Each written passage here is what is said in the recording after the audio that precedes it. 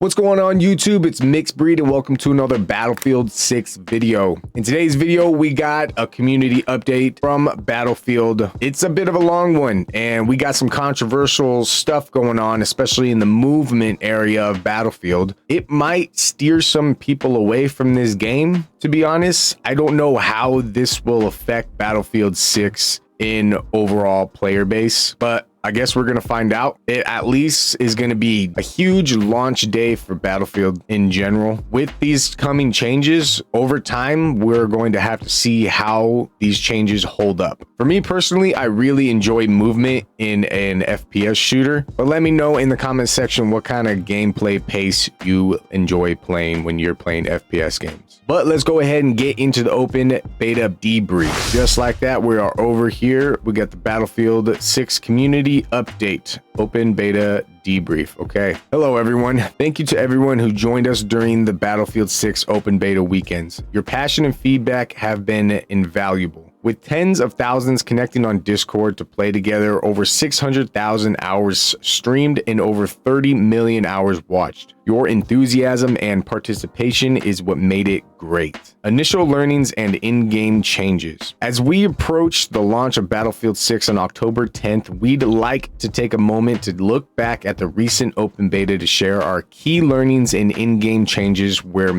are making based on your feedback and in-game data. All right, first up, we got weapons. We're making targeted adjustments to deliver a more consistent and rewarding gunplay experience. Now, this caught my interest when I first saw and read this sentence, but let's keep reading. This includes a general pass on recoil and tap fire characteristics across all weapons, further emphasizing their unique feel and improving range differentiation. We've also made changes to encourage more controlled tap firing and burst firing, rewarding precision and weapon mastery. Now that is where I honestly have a problem. If I'm firing an automatic weapon, I want to fire an automatic weapon in an automatic state. If I have to fire an automatic weapon as a burst, why not just make it a burst weapon? It really confuses me. If I'm aiming at something and I just want to press down on my trigger and aim, if I'm aiming good and hitting my target, I want to be able to hit that target that I'm aiming at with an automatic weapon automatically, rather than having to tap fire. Every single gun has to be a burst weapon at that point. And honestly, I kind of have a problem with that. Let's keep reading. Additionally, the M87A1 shotgun now requires more pellets to secure a kill. We are investigating the time to kill and time to death experiences, and we will share an update if definitive changes are made in these areas. Now, that's not too bad of a nerf because you can still one-shot people. You just really have to hit your shots and make sure those pellets are hitting the target. Okay, so that's in weapons. Now we are in movement. Movement mechanics have been adjusted to create a more balanced and traditional Battlefield experience. Momentum, especially horizontal speed, carried from a slide into a jump has been reduced.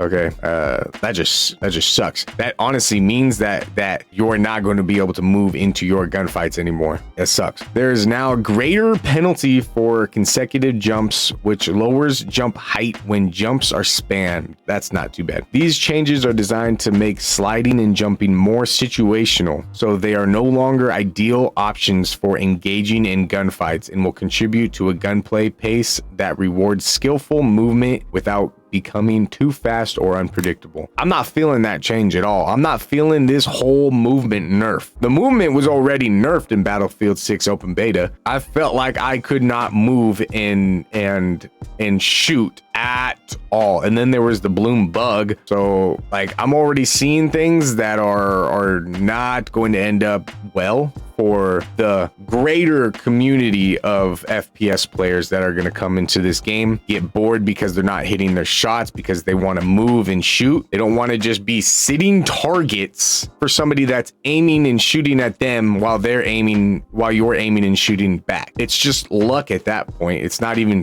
based on skill. There's no skill in that, honestly. I think that this is going to come back and bite them in the ass hard. Parachute physics have been retuned with reduced initial acceleration when opening the parachute for more controlled aerial movement. That's probably the best change that they've made so far. All right, we're on to maps. We have observed some players finding a way to reach rooftops and venture out of bounds. This gameplay is not intended for these maps, and the upcoming ladder for the assault class is also not designed to access these areas. We're actively working on adjustments to prevent unintended access and ensure gameplay stays within the intended boundaries. We also heard strong feedbacks from players excited by the larger scale maps that Battlefield has to offer. While the open beta featured smaller, more fast-paced maps, larger scaled maps are already part of our launch package, delivering action-packed gameplay and memorable, unique moments for every player. As part of the upcoming Battlefield Labs testing, we'll be testing 2 new multiplayer maps, one set in Rock Valley and the other remake of the fan favorite from Battlefield 3, Operation Firestorm. These 2 maps include the full complement of vehicles like Liberation Peak, along with more vast combat space. Okay, so that's for maps. Now we're into modes.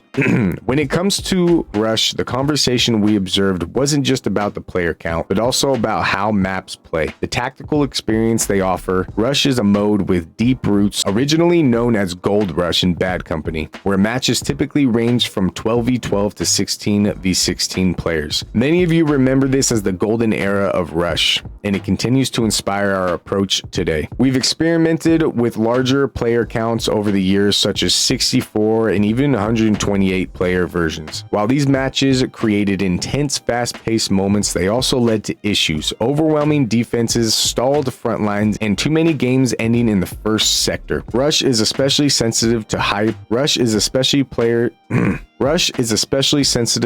player counts due to its tactical and strategic requirements. When a player tries to arm the MCOM while more than 20 opponents are defending, the intended gameplay becomes less tangible. Based on the feedback throughout the recent titles, we are lowering the default player count for Rush to improve the flow of combat and restore the tactical, methodical experience that defines the mode. For those who enjoy large-scale Rush, Portal will allow you to experiment with different player counts at launch. In contrast, Breakthrough is designed to accommodate higher player counts of up to 64 players, and that's where the mode really shines. Using win-loss data from the open beta, we're counting to make the map-by-map balance adjustments toward our goal of 50-50 win ratio for both attackers and defenders. All right, the approach to player counts. There was some confusion around the number of players in different games, so we wanted to take a moment to clarify our current direction for how these get determined. Rather than locking maps and modes to a fixed player count, our philosophy is to adapt to best fit the intended experience. This may vary by map or evolve over time with player feedback. For example, at launch, some Breakthrough layouts will support 48 players while others will have 64. It's the one of many factors we adjust to create the right balance and feel for each scenario. In Breakthrough, higher player counts work well on open dynamic maps, while smaller player groups offer more focused experience on denser maps. Portal gives players the flexibility to try different settings and find what works best for their group and play style. Finding the right balance is an ongoing process as everyone gets familiar with map size, lanes, and combat spaces. For now, we've found that 8v8 provides a solid starting point for a small-scale, fast-paced mode like Team Deathmatch, Squad Deathmatch, Domination, and King of the Hill. All right, we got playlist options. A limited variety of playlist options were created for the open beta to both showcase and test the flexibility of the matchmaking system. For more details on our playlist adjustments, see our post about open beta week 2 playlist options. Playing with both open and closed weapons will continue to be options in Battlefield 6, and we are looking for ways to keep them easily accessible. We recognize that some players experience difficulty finding games to complete the challenge of capturing sectors in Breakthrough or Rush. It wasn't ideal. We're actively using our feedback and in-game data to review and improve the matchmaking system with the goal of providing a smoother experience in the future. Okay, here we are at the end, reflecting on the open beta and next steps. With the insight gathered, During the open beta play sessions, we will be introducing in-game adjustments in upcoming Battlefield Labs events. Stay tuned for progress updates and future opportunities to get involved. Lastly, thanks again for joining the Battlefield 6 open beta. Your feedback and participation made it an incredible experience. And this is all the data that they got covered for the beta. Lots of numbers right here. And it looks like most of everybody used Assault and Support. That makes a lot of sense. I mostly use Support. So what do you guys think about that? Do you think the movement nerf will keep some players away from the game? I know everybody's going to be playing the game